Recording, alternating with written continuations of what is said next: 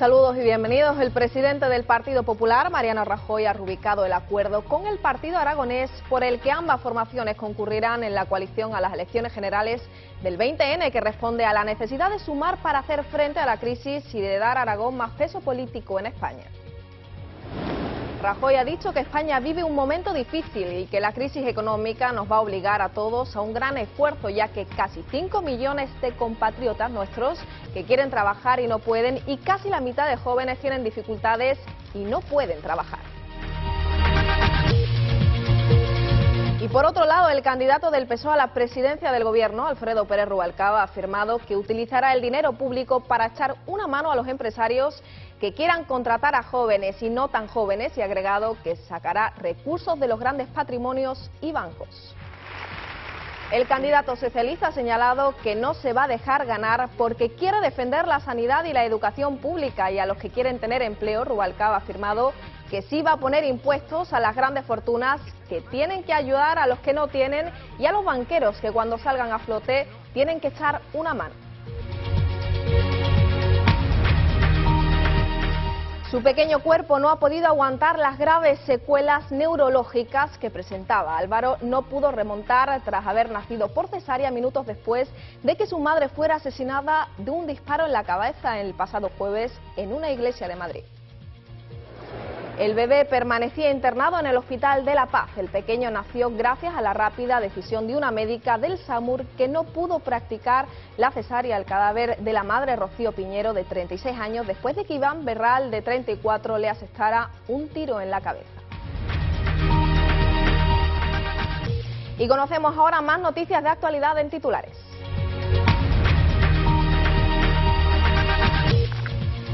Críticas desde el Partido Popular al gobierno socialista de la Junta. El secretario general del Partido Popular andaluz ha reprochado al PSOE las políticas de recortes sociales. Desde el PSOE andaluz valoran la conferencia política del Partido Socialista. Ha iniciado que se trata de un punto de partida en el camino hacia el 20 de noviembre. Las matriculaciones de turismos retroceden un 1,3% en septiembre, un descenso que devuelve al mercado automovilístico español a la tendencia bajista.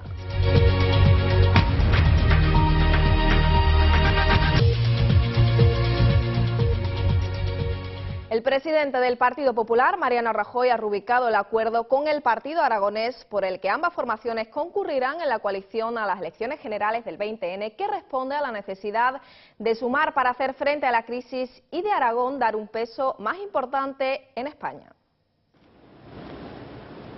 Rajoy ha viajado hasta Zaragoza para sellar este acuerdo, firmado también por la presidenta del Partido Popular en Aragón y jefa del Ejecutivo de la Comunidad, Luisa Fernanda Rudi, y por el presidente del PAR y de las Cortes de Aragón, José Ángel Biel. Tras la firma, Rajoy ha insistido en que es una situación de crisis económica como la actual y es muy importante que una gran mayoría de los españoles sumen y tengan un objetivo común. Además, hoy por encima de las discrepancias hay dos partidos que se muestran dispuestos a colaborar para conseguir la recuperación económica, social e institucional de España y crear empleo. Rajoy ha dicho además que España vive un momento difícil y que la crisis económica nos va a obligar a todos a un gran esfuerzo, y hay 5 millones de compatriotas nuestros que quieren trabajar y no pueden, y casi la mitad de los jóvenes tienen dificultades y tampoco pueden trabajar.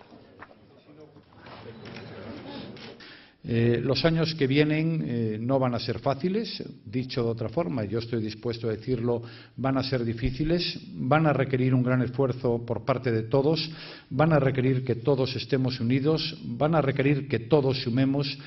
Y yo creo que este acuerdo, al que yo le doy una enorme importancia, al que hemos llegado en estos últimos días y que hoy firmamos y le damos aquí formalidad, es un acuerdo que implica que hay españoles de distintos partidos que están dispuestos a sumar.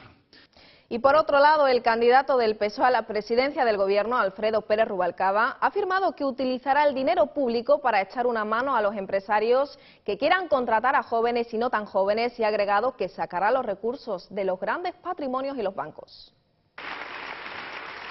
Rubalcaba ha intervenido en un acto público ante 2.000 personas, entre militantes, simpatizantes y colectivos sociales, en el Palacio de Congresos de la Expo de la capital aragonesa. El candidato socialista, quien ha estado acompañado por el secretario de organización del PSOE, Marcelino Iglesias, y la cabeza de lista del Congreso por la provincia de Zaragoza, Pilar Alegría, ha señalado que no se va a dejar ganar porque quiere defender la sanidad y la educación pública y a los que quieren tener empleo. Rubalcaba ha afirmado que sí va a poner impuestos a las grandes fortunas y que tienen que ayudar a los que no tienen y a los banqueros que cuando salgan a flote tienen que echar una mano. Vamos a empezar por impulsar el empleo desde el sector público. Dicho de otra manera, vamos a utilizar dinero público para echar una mano a los empresarios que quieran contratar a jóvenes y a no tan jóvenes. Eso es lo que vamos a hacer. Para eso está el dinero público. Para eso está el presupuesto. Para jóvenes y para no tan jóvenes. Luego me referiré a los que no son tan jóvenes. Dinero público. Y ese es el gran debate. Yo quiero estimular el empleo. Quiero decirles a los empresarios, si contratáis, el Estado os echa una mano. Os va a echar una mano. Abaratando los salarios. Fundamentalmente así. Os vamos a echar una mano. Os vamos a pedir que contratéis. Echamos una mano y ese contrato al final generará una cierta expectativa social y cambiará el clima. Y cuando la sociedad española vea que somos capaces de crear empleo, mejorará la confianza. Y la confianza es la base del consumo y el consumo es la base del crecimiento económico. Por tanto, empleo al principio y empleo al final. Empleo para crear empleo. Eso es lo que propongo. Es algo bastante fácil de entender. Eso sí, hacen falta recursos. Y veo al Partido Popular una y otra vez hablando de impuestos, que Rubalcaba quiere poner impuestos. Sí. Os digo hoy que sí. Que sí.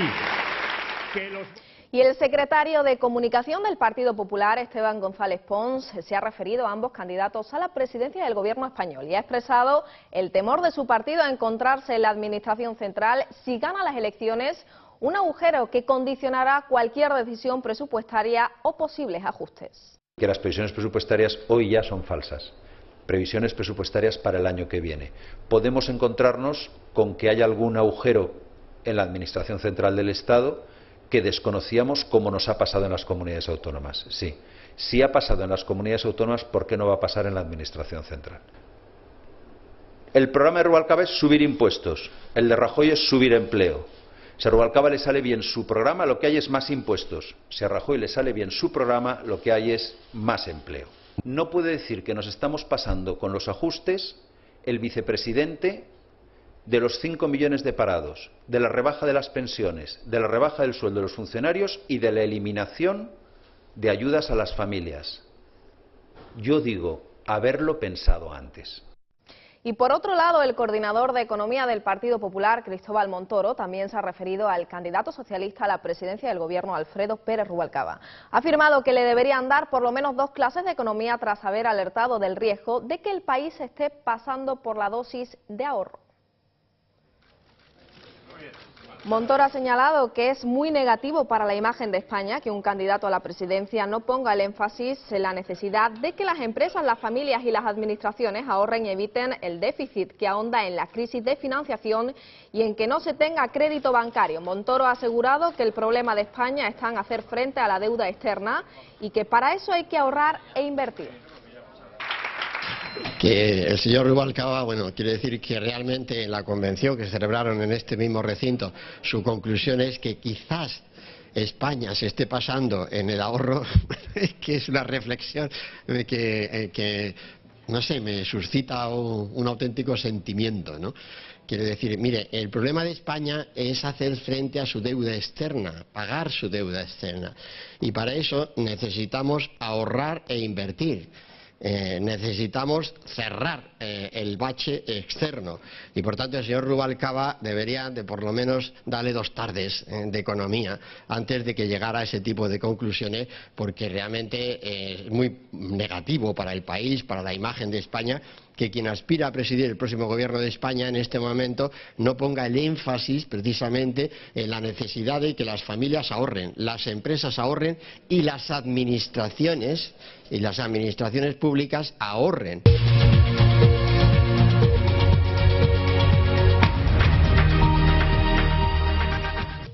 Y críticas del Partido Popular al gobierno socialista de la Junta. El secretario general del Partido Popular andaluz ha reprochado al PSOE las políticas de recortes sociales. Antonio Sanz ha comparecido ante los medios en Cádiz, una provincia acusada seriamente por estos recortes, según el Popular. Unos recortes que ha calificado de radicales. Por ello, Sanz ha anunciado la presentación de una moción en los ayuntamientos para denunciar estos recortes, con la que se pretende que la Junta dé marcha atrás y no los aplique. El Partido Popular pide al Gobierno andaluz una marcha atrás para no aplicar el drástico recorte previsto para este año en servicios sociales básicos. Solicita que se mantenga al menos lo consignado para 2010, ya de por sí reducido de forma destacada con respecto a 2009, según aseguran. Es el contenido de la moción que el PP ha presentado en todos los ayuntamientos. Que en el programa social más importante para atender a la exclusión social, para atender a la marginación, para atender a las situaciones más graves de pobreza, para atender a las barriadas de las ciudades con mayor riesgo de exclusión, a la Junta de Andalucía no se le ha ocurrido otra cosa que provocar un recorte que en el conjunto de los programas sociales puede afectar al 60% de los costes de los programas. Lo cual, pues tira por tierra claramente, una vez más, el discurso del Partido Socialista y demuestra el cinismo, como les decía, de Griñán Manos Tijeras, donde directamente se está dedicando al tijeretazo social en la provincia de Cádiz. El secretario general de los populares en Andalucía ha destacado que en educación el Gobierno andaluz ha recortado 1.000 millones de euros en los últimos 2 años, mientras que en sanidad en los últimos 4 se han disminuido las aportaciones en 3.600 millones de euros. Convierte al Partido Socialista en un partido antisocial, no solo que nos trae paro, con récord históricos para la provincia de Cádiz, sino que además está atacando de manera brutal a los sectores más desfavorecidos de la sociedad.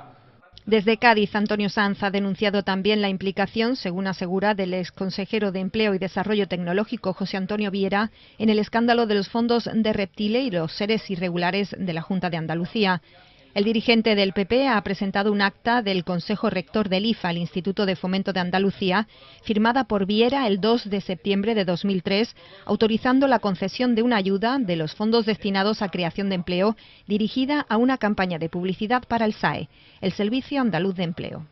Que hay un consejero, uno de los vocales del Consejo Rector del IFA, el señor Guerrero, que le dice, oiga, ¿y cómo que se puede desarrollar una campaña de publicidad con el dinero de los parados?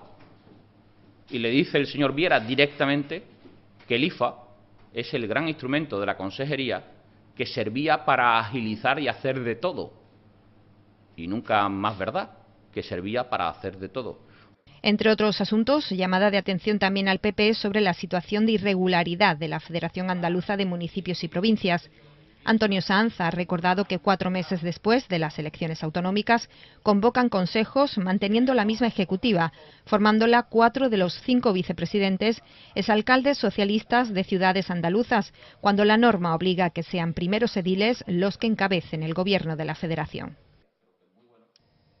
Y desde el PSOE, valoraciones de la conferencia política de este fin de semana. La secretaria de Organización de los Socialistas en Andalucía ha indicado que se trata de un punto de partida de camino hacia el 20 de noviembre. Susana Díaz ha apuntado a la necesidad de llevar a cabo de reformas y ha defendido a Andalucía como ejemplo. Desde el PSOE andaluz valoran la conferencia política acontecida este fin de semana, una cita que la secretaria de Organización de la Formación en Andalucía, Susana Díaz, ha calificado como punto de partida y como hoja de ruta de cara a las próximas elecciones del 20 de noviembre. En este sentido ha apuntado que su partido afronta los comicios con ilusión y que su objetivo es el empleo y la recuperación económica. Sobre reformas, Díaz ha apuntado a la necesidad de adelgazar la administración y ha afirmado que Andalucía se sitúa como un ejemplo a seguir en medidas y propuestas. En Andalucía, como decía, hemos dado un paso más y somos un ejemplo en estos momentos en el resto del territorio de cuál es el modelo al que tienen que ir encaminadas. Adelgazar, por ejemplo, las administraciones provinciales con la salida de las grandes ciudades, que ya tienen garantizados sus propios servicios, puede ser un ejemplo, como decía, de esa reorganización administrativa que necesitan las diputaciones. En este sentido, además, ha apuntado que el modelo del PSOE ha sido bien acogido por los andaluces, un modelo que, según la socialista, pasa por mantener intacta la educación, la sanidad y los servicios sociales. Tenemos el PSOE en estos momentos un modelo para superar la crisis desde la izquierda, blindando los servicios públicos esenciales. No vamos a dar ni un paso atrás en educación, no vamos a dar ni un paso atrás en sanidad y no vamos a dar ni un paso atrás en prestaciones sociales. Por último, la secretaria apuntaba que la cita del fin de semana ha servido para iniciar el trabajo de cara al 20 de noviembre y para modelar el programa electoral que su partido presentará a las próximas elecciones.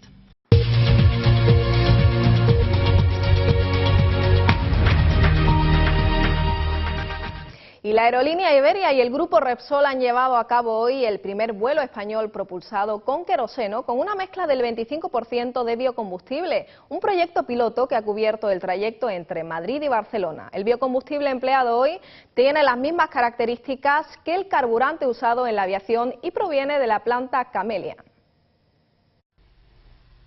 Este es el despegue de un vuelo propulsado por biocombustibles. Es el primero en España. Su objetivo, arrojar menos CO2 a la atmósfera.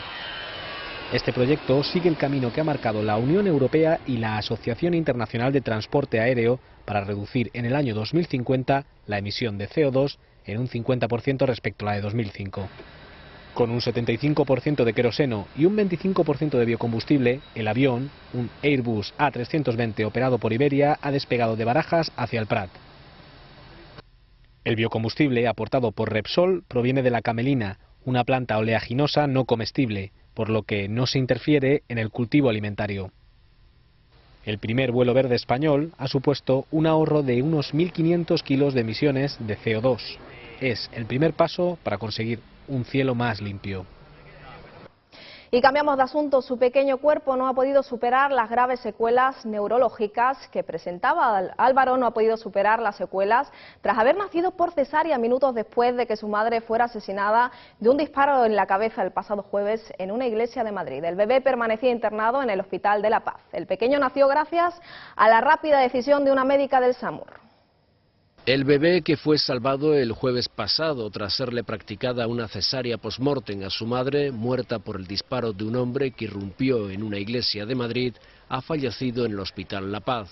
El neonato, que nació en parada cardiorrespiratoria, de la que pudo ser recuperado por los sanitarios, fue trasladado en una ambulancia con incubadora al Hospital La Paz, donde permanecía ingresado desde entonces. El suceso ocurrió sobre las 8 de la tarde del pasado jueves en la parroquia de Santa María del Pinar, cuando poco antes de comenzar la misa, un hombre de 34 años irrumpió armado con una pistola y sin mediar palabra descerrajó un tiro en la cabeza a una mujer embarazada que asistía a misa junto a su madre.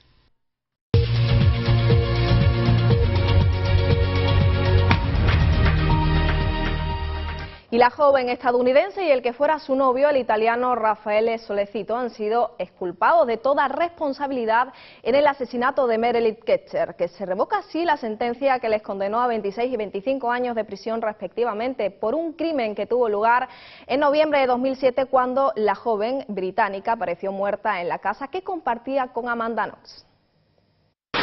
Amanda Knox absuelta y libre por el crimen de Perugia. La joven estadounidense y el que fuera su novio, el italiano Raffaele Sollecito, han sido exculpados de toda responsabilidad en el asesinato de Meredith Kercher. La sentencia del Tribunal de Apelación de Perugia señala que no cometieron los hechos que se les imputaron en primera instancia. El juez ordenaba su inmediata puesta en libertad y ambos abandonaban las celdas en las que han pasado casi 4 años. Se revoca así la sentencia que les condenó a 26 y 25 años de prisión respectivamente por un crimen que tuvo lugar en noviembre de 2007, cuando la joven estudiante británica Meredith Kercher apareció muerta en la casa que compartía con Amanda Knox. Los familiares de Amanda y de Raffaele se mostraban satisfechos. Estamos muy agradecidos por el apoyo que hemos recibido de todo el mundo, de aquellos que dedicaron su tiempo a investigar el caso, hasta poder ver que Amanda y Raffaele eran inocentes. Raffaele no tiene nada que ver con la muerte de aquella pobre muchacha, de Meredith Kercher. Me hubiera gustado hablar un momento con su familia porque han perdido a una hija de una forma terrible y cruel. Hanno tolto una figlia de una maniera crudele, terribile. Los familiares de la víctima, por su parte, respetan una decisión judicial que no comprenden, al tiempo que desean saber la verdad para llegar a entender cómo murió Meredith. Y queda paralizada por el momento la reunión en la que debía decidirse el pago de esos 8.000 millones. El Eurogrupo la ha anulado, ha cambiado la cosa y ahora Atenas reconoce no poder cumplir los objetivos de reducción del déficit para 2011-2012. En cuanto al Fondo Europeo de Estabilización Financiera, en el Eurogrupo continúan las discrepancias sobre la fórmula definitiva. Grecia no obtendrá el último tramo del rescate, al menos hasta noviembre.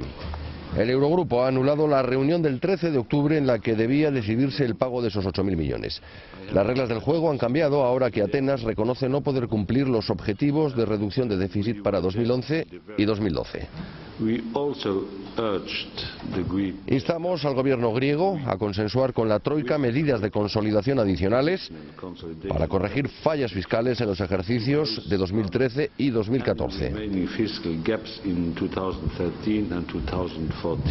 Sobre el Fondo Europeo de Estabilización Financiera, en el Eurogrupo continúan las discrepancias sobre la fórmula definitiva. Cómo reforzar la capacidad de intervención del Fondo de Rescate sin ampliar sus avales. Una vez ratificado, el nuevo Fondo de Estabilización tendrá acceso a nuevas herramientas, tales como líneas de crédito preventivas e intervenciones en los mercados secundarios o la recapitalización de instituciones financieras bajo ciertas condiciones. Los dos países que lo deben ratificar son Holanda y, más complicado, Eslovaquia. Y una nueva razón para dejar de fumar, al menos para los belgas. Ya no se trata ni de que el tabaco vuelva a encarecerse, ni de que afecte a nuestra salud. Ahora las autoridades belgas obligan a fichar a todos los trabajadores que entren y salgan a fumar, un tiempo que se contabiliza y que se descuenta de la nómina. Fumar les puede salir muy caro a los funcionarios en Valonia. No se trata del precio del tabaco ni de los problemas de salud que puede provocar. Es que las autoridades belgas de esta región francófona obligan a fichar a todos los trabajadores que entren y salgan a fumar, un tiempo que se contabiliza y se descuenta de la nómina. No se ha demostrado que haya una gran diferencia de productividad entre un fumador y un no fumador. A un funcionario disciplinado porque esté fuera 5 o 10 minutos fumando, seguro que al final del día su trabajo estará hecho. Diría que es una anécdota. No hay ninguna normativa que diga, señala este portavoz del gobierno regional, que los empleados tengan que fichar si fuman, pero sí se les obliga a fichar a la salida, sea para comer una manzana o para pasear 10 minutos. Desde que Bélgica adoptó la prohibición de fumar en el lugar de trabajo en 2006, el control de las entradas y salidas era esporádico, pero ahora se ha generalizado. Los sindicatos ya han puesto el grito en el cielo. Y conocemos ahora el tiempo para las próximas horas.